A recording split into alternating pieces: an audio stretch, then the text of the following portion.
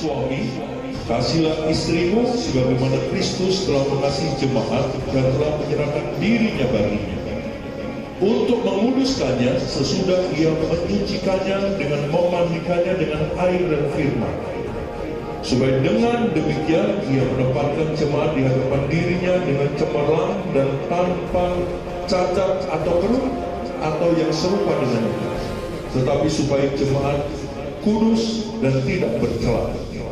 Demikian juga suami harus mengasihi istrinya sama seperti tubuhnya sendiri. Siapa yang mengasihi istrinya, mengasihi dirinya sendiri.